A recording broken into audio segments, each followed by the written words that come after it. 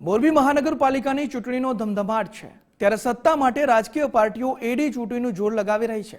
મોરબીમાં ભાજપ કોંગ્રેસ અને આપ વચ્ચે ત્રિપાંખીયો જંગ જોવા મળશે। મોરબી મહાનગરપાલિકાની 13 વોર્ડની 52 બેઠકો પર ખરાખરીનો જંગ જોવા મળશે। મોરબી શહેર કોંગ્રેસના પ્રમુખ અને વોર્ડ 5ના ઉમેદવાર પુષ્પરાજસિંહ જાડેજાએ કહ્યું કે મોરબી મહાનગરપાલિકા બન્યાના 1 વર્ષ કરતાં પણ વધુ સમય થયો છે। અગાઉ નગરપાલિકા વખતે ભાજપનું એકતરફી શાસન હોવા છતાં સામાકાંઠા વિસ્તારમાં પીવાના પાણી માટેના નજરબાગ ફિલ્ટર પ્લાન્ટ 8 વર્ષથી બંધ હાલતમાં છે। લોકો દૂષિત પાણી પીવા માટે મજબૂર બન્યા છે।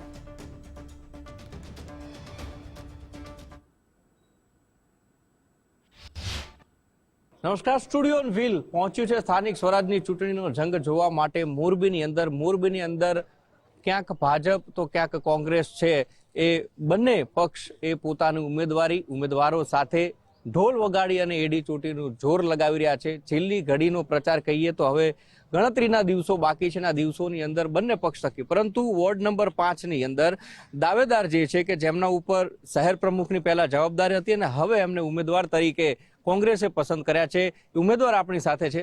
બાપુ, પહેલા તો આપને અભિનંદન છે, આપના ઉપર પાર્ટીએ વિશ્વાસ મૂક્યા અને વોર્ડ નંબર 5માં જે ઉમેદવાર તરીકે આપને મૂક્યા છે, તો પેનલની સાથે સાથે એક ઉમેદવાર તરીકે શહેર પ્રમુખની આપ જવાબદારી પણ નિભાવી ચૂક્યા છો।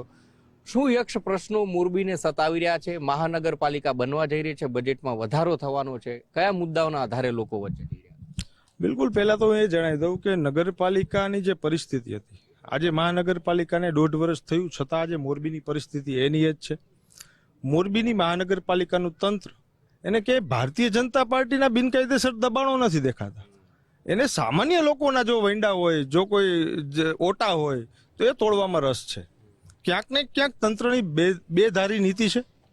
તંત્ર દ્વારા મેં તંત્રને ઘણા બધા કૌભાંડો વિશે પણ રજૂઆતો કરી હતી કે નગરપાલિકા સમયે કરોડો રૂપિયાના કૌભાંડો ભારતીય જનતા પાર્ટીના શાસનમાં થયેલા છે, છતાં કોઈ ટસનું મસ ન થયું અને એની અંદર કોઈ પણ પ્રકારની તપાસ હજી સુધી થઈ નથી। મોરબી મહાનગરપાલિકાના પટાંગણની અંદર લોકોના પૈસે જે કામ થતા હોય, એ ટેક્સના પૈસાની સિમેન્ટની થેલીઓ સિમેન્ટમાંથી પથ્થર બની ગઈ છતાં તંત્રનું પાણી નથી હલતું। જે વિસ્તારોની અંદર ગરીબ, પછાત, ઓબીસી સમુદાય, એસસી એસટી સમુદાય, આવા સમુદાયનો વસવાટ છે, ત્યાં આજે પણ કચરાના માટે, સફાઈ માટેનું કોઈ આયોજન હોય એવું મને નથી લાગતું। આ કુલ વાત કરીએ તો મોરબીની અંદર માત્ર ને માત્ર મહાનગરપાલિકાનું બોર્ડ છે। મોરબીની પરિસ્થિતિ અત્યારે ગ્રામ પંચાયતથી પણ બદતર છે। ખુલ્લેઆમ ખૂટિયાઓ રખડે છે અને ગાયોને પકડવાનું કામ મોરબી મહાનગરપાલિકા કરે છે। તો ક્યાંક ને ક્યાંક સીધી વાત છે કે આ તંત્ર બિલકુલ નિષ્ફળ છે। ભૂતકાળમાં મોરબીની જનતાએ 52 સીટ ભારતીય જનતા પાર્ટીના ફાળે આપી હતી। આજે મોરબીની જનતા એકદમ ત્રસ્ત છે અને રોતા હોય એવા રુદનભર્યા સ્વરે કહે છે કે અમારી ભૂલ હતી। આ વખતે એક વિપક્ષ તરીકે, મજબૂત વિપક્ષ તરીકે લોકો અમને જોઈ રહ્યા છે, પણ અમે આજે 52 સીટો ઉપર અમારા તમામ ઉમેદવારોને મજબૂતાઈથી લડાવીએ છીએ। અમને વિશ્વાસ છે મહાનગરની અંદર કોંગ્રેસની ભવ્ય જીત થશે। કોંગ્રેસ કયા મુદ્દારે લોકો વચ્ચે જઈ રહી છે? કેમ કોંગ્રેસનો હાથ લોકો પકડે? કારણ કે ભારતીય જનતા પાર્ટીના ઉમેદવારોનું કહેવું છે કે ટ્રાફિકથી માંડી સાથે જ ઇન્ફ્રાસ્ટ્રક્ચરની વાત હોય, બ્રિજ બનાવવાની વાત હોય, મહાનગરપાલિકાનું બજેટ વધશે તો અમે શિક્ષણની દ્રષ્ટિએ ધ્યાન આપીશું, હેલ્થની દ્રષ્ટિએ ધ્યાન આપીશું, સ્માર્ટ સ્કૂલો, અર્બન હેલ્થ સેન્ટર, આ તમામ બધી વાતો કરી રહ્યા છે।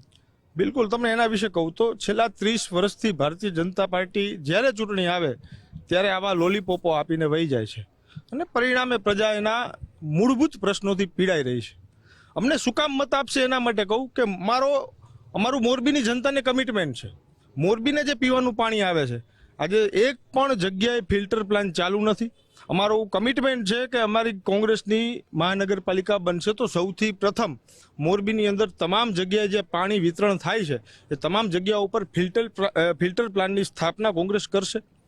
બીજી વસ્તુ કે જે લોકો સ્ટેન્ડિંગ જે કમિટીની મિટિંગ બેસતી હોય, એ મિટિંગને અમે જનરલ બોર્ડને અમે લાઈવ કરવાના છીએ, લાઈવ સ્ટ્રીમિંગ આપશું લોકલ વેબ પોર્ટલને કે ભાઈ લોકોના પ્રશ્નોને લઈને અંદર શું થઈ રહ્યું છે। મૂળ વાત એ છે કે લોકોએ જે અપેક્ષા સાથે અંદર ચૂંટીને મોકલ્યા છે એ એના પ્રશ્નોના, એના વિસ્તારના પ્રશ્નોને લઈને બોલે છે કે કેમ, એના વિસ્તારના માટે પૈસા કે ફંડ કાંઈ માગે છે કે કેમ, આ બધા મુદ્દાઓને લઈને અમે આવનારા દિવસોમાં લોકો અમારી સાથે જોડાશે। મહાનગરપાલિકા બન્યા પછી ઇન્ફ્રાસ્ટ્રક્ચર અને એસ્ટેટ વિભાગની જો આપણે કામગીરીની વાત કરીએ તો મોટો ઉદ્યોગ એ મોરબીમાં છે, સિરામિક ઉદ્યોગ. તો ઉદ્યોગકારોના કોઈ પ્રશ્ન લઈને કોંગ્રેસ જતું હોય અથવા તો ઉદ્યોગકારોને પડતી તકલીફો મહાનગરપાલિકામાં આવ્યા પછી એસ્ટેટ વિભાગની ફાઇલોની પાસની વાત હોય કે પછી જે કામ લઈને આવતા અને અટવામણ થતી હોય એવા કોઈ મુદ્દાઓ દેખાઈ રહ્યા? અમે ઉદ્યોગપતિઓને અને બિલ્ડરોને તમામને કીધું છે કે જે નિયમો મુજબનું બાંધકામ કરવાનું આવે એ મુજબનું તમે બાંધકામ કરો, અને એમાં જ્યાં કાંઈ પણ વહીવટી વિભાગની અંદર જ્યાં કાંઈ પણ તકલીફ પડતી હશે એ તમામ તકલીફોના નિવારણ માટે કોંગ્રેસ પક્ષ લડશે ને લડશે. શું લાગે છે 26 તારીખે મતદાન ને ત્યારબાદ મતગણતરીનો દિવસ આવશે, તમે કઈ રીતે રિઝલ્ટ જોઈ રહ્યા છો? કારણ કે અત્યારે ભારતીય જનતા પાર્ટી એવું કહી રહી છે, આખા ગુજરાતની જો આપણે વાત કરીએ, જો કે મોરબીમાં કોઈ સીટ બિનહરીફ દેખાઈ નથી મહાનગરપાલિકામાં, પણ 700 થી વધારે સીટો છે બિનહરીફ કરીને આવે એનો જસ લઈ રહ્યા છે કે અમે વિકાસના કામો કર્યા છે, તો ભારતીય જનતા પાર્ટી લગભગ જગ્યાએ પોતાની બોડી છે બનાવી રહી. પહેલા તો હું કોંગ્રેસ પાર્ટીનો આભાર માનીશ કે ગુજરાતના સૌથી નાના મહાનગરના શહેર પ્રમુખ તરીકે મારી પસંદગી કરી છે. બીજી વાત કે મોરબીની અંદર જ્યારે પણ કંઈ પણ તકલીફો આવી છે ત્યારે કોંગ્રેસ પક્ષ અને કોંગ્રેસ પક્ષના કાર્યકર્તાઓ હંમેશા લોકોની ખડે પગે રહ્યા છે, અને આવનારા દિવસોમાં કોંગ્રેસ પક્ષ ખૂબ તાકાતથી મજબૂતાઈથી લડશે. 52 સીટો ઉપર કોંગ્રેસના પ્રતિનિધિઓ પૂરી તાકાત સાથે લડવાના છે, એમાં કોઈ શંકાને સ્થાન નથી. હું તો ત્યાં સુધી કહું છું કે સૌરાષ્ટ્રની અંદર આપના માધ્યમથી દર્શકોને કહું છું કે સમગ્ર સૌરાષ્ટ્રની અંદર મોરબી મહાનગરપાલિકાનું રિઝલ્ટ એ મોરબીના રાજનીતિકારો માટે નહીં પણ ગુજરાતની રાજનીતિમાં પણ પરિણામો ચોંકાવનારા હશે, એમાં મને કોઈ શંકા નથી. ખૂબ આભાર બાપુ. એટલે ખાસ કરીને નગરપાલિકા હતી ત્યારે તમામ સીટો લોકોએ ભારતીય જનતા પાર્ટીના ફાળે આપી હતી, પરંતુ એક આક્ષેપ ચોખ્ખો એવો થઈ રહ્યો છે કે નગરપાલિકા હતી કે મહાનગરપાલિકા બની, પરંતુ ફિલ્ટર પ્લાન્ટ જે વોટર ટ્રીટમેન્ટના હોય જો એક પણ ચાલુ નથી. તો પહેલી જ વાત એ કે જીવન જરૂરિયાત વસ્તુ એ પાણી છે, જો એ શુદ્ધ નહીં આપીએ તો રોગચાળો અને સાથે જ લોકો ત્રસ્ત જે છે એ મુદ્દા સાથે કોંગ્રેસના ઉમેદવારો મેદાને ઉતર્યા છે. વોર્ડ નંબર 5ના ઉમેદવારનું કહેવું છે કે લોકો થાકી ગયા છે, કંટાળી ગયા છે, વિકાસના ખોટા વાયદાઓ સાંભળી અને લોકો ત્રસ્ત થઈ અને કોંગ્રેસનો પંચો પકડશે એ વિશ્વાસ વ્યક્ત કર્યો છે. કેમેરા પર્સન અંકિત સાથે ઉમંગ રાવલ, ગુજરાત ફર્સ્ટ, મોરબી.